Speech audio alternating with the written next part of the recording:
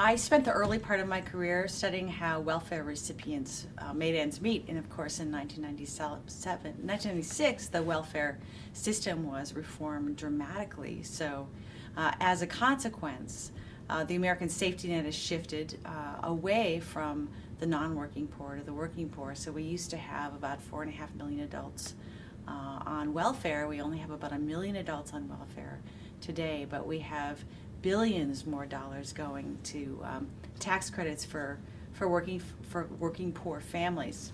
So after slogging around the United States collecting the budgets of welfare moms, it occurred to me that nobody had done the same for sort of the recipients of this new safety net, these tax credits. So I and my co-authors, Sarah Halpern Meekin, Laura Tack, and Jen Sykes, hit the streets of Boston, Massachusetts, hanging out at tax prep centers and volunteer income tax preparation sites, Head Start centers, to meet working poor families and to figure out what tax credits meant in their lives and how they spent the money. Sometimes tax credits are called stealth welfare, right? We spend billions and billions of dollars on these programs. Nobody knows about them. The average American has never heard of these programs yet. They're vital in ensuring the well-being of American households with children. Tax credits lift more kids out of poverty than any other means-tested program in America. So this book gives you a sort of an on-the-ground look, through the lives of the 100 or so families we follow over the year following their tax credit receipt. It gives you really an on-the-ground feel for what this vital safety net program is doing for some of our most vulnerable working families.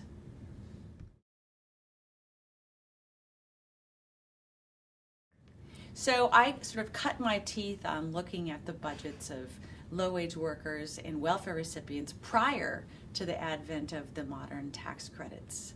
And I guess what was really striking to me is, welfare never paid enough for a family to survive. So all of the dollars from welfare went to basic expenses. Low-wage workers, similarly, were living on such a razor's edge that they didn't have surplus.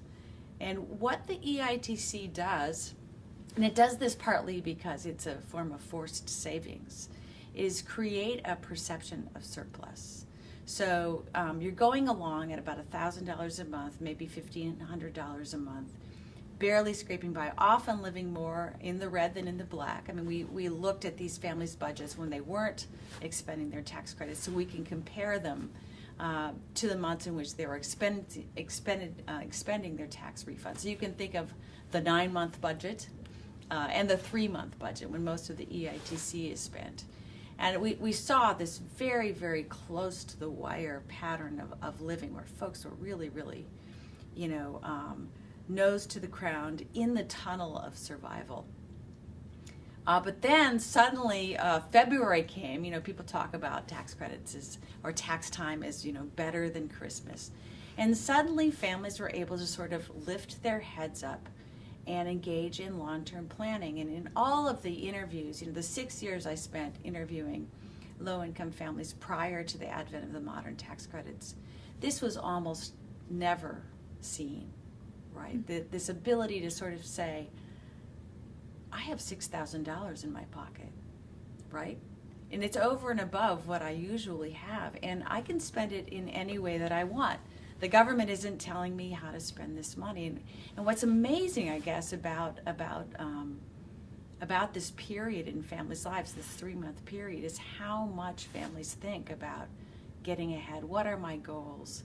How can I go back to school or invest in a car or think about my child's education? How can I think about saving or cleaning up my credit so I can achieve a goal like a down payment on a modest home? So that was really striking, but I guess the larger theme I came away with was a citizenship theme. Welfare made people ashamed, right? Nobody wanted to be on welfare. it was the last, option for families, even when we had, 4.5 million adults on the rolls. It still remains that today it was almost like you had to trade your citizenship card in exchange for welfare. But the EITC makes people proud. It makes people feel like Americans. It makes them feel like a part of the social fabric. And survey research does show all of these benefits to child health and achievement via the EITC. So it's building a sense that you're part of America and that your work means something.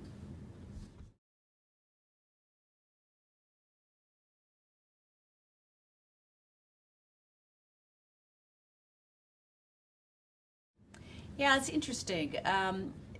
So one thing that was very striking in these interviews was the resonance of the American dream as expressed through homeownership. So virtually all of these families held the aspiration of owning a home of their own. And this really seemed to sort of be the apex of this sort of citizenship dream, right? That's how I'll know I've really arrived, is that I'll be able to save up money for a home. And many families had been trying and striving to save for years to this end. And you might expect that this most recent crisis would have really put punctured in some ways that dream or that aspiration. But more recent research we've done suggests that that's not been the case. In a way, it's hard to think of what might take the place of that kind of dream. I think it's something we need to really think carefully about. Those of us who care about the role of assets in poverty maybe need to reimagine ways in which poor families can feel that they're getting ahead and making it outside of that paradigm, or maybe we can figure out ways of making this a sort of a safer investment for low-income families. Certainly, if you look at the budgets of our families, you would not think, oh, this is a rosy pre-recession picture. These families weren't doing that well, right? They were really, really struggling, and as I said before, oftentimes living in the red. That problem only got worse as the recession furthered. But really, the 2000s were sort of one long decade of recession for low-income workers. So the differences, I think, would be ones of degree and not of kind.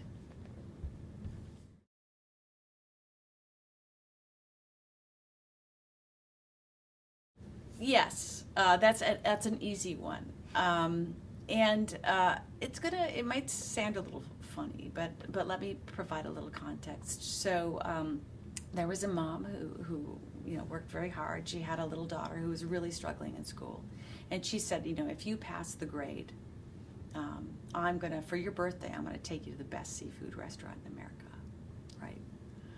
And her daughter's birthday was, in February. So she knew she was going to get this tax refund, and that's how she was planning to pay to send her. So anyway, the prior spring came, and the little girl passed the grade. So then all fall, they're looking forward to this February trip to the best seafood restaurant in America. And as it turns out, the best seafood restaurant in America is not in Boston, Massachusetts, which might surprise you because we have very, very good seafood. And in fact, the closest best seafood restaurant in America is not even in the state of Massachusetts. It's in Connecticut. It's Red Lobster. According to this little girl, she had to go to Red Lobster, and there are no Red Lobsters in Massachusetts. So the whole extended family piles in this car, rent a couple of hotel rooms, and takes this little girl to Red Lobster. It's very sweet. It's very sweet. And what was striking about this story, right, is that, this $67 meal at Red Lobster this little girl got was so powerful to her. She really felt like a real American kid. I'll tell you one more story. Another mom living in the housing projects in Southie in Boston we were sitting outside doing an interview, and the ice cream truck comes along, with the little song, and she hands her kid $3 to go buy a Superman pop. And we'd just been talking about the fact that this woman, couldn't even pay her utility bill. And the interview, Jen Sykes says, well, how often do you do that? It seems like a lot of money. And the mom said, yeah, I do it several times a week. And she said, well, how do you afford it? That's expensive. And the mom said to Jen, you don't know the half of it. I have a whole box of Superman pops in the freezer I got at Costco. And they're much cheaper. And so Jen just has to ask, so why do you give your kid the $3 to go get the Superman pop from the ice cream truck? And she said, well, my kid doesn't have fancy toys, doesn't have an iPhone, doesn't have a Wii, doesn't have any of the things that American children have, and this is the one way I can make my kid feel like an ordinary American kid. So money has power, and the fact that the little bit of money, about 10% of refund dollars, go for these treats. Okay, Red Lobster was very extravagant, according to the experiences of most families. But these little treats, about 10% of the refund dollars are expended on, seem to be crucial in sort of building this sense that you're part of America. So when I talk about that citizenship enhancing function of the EITC, it's partly because you can think about the future, but there's also just that little bit extra that can make you feel like you're parenting your kids in ways that make them feel, the next generation feel, that they're also part of the social fabric of America.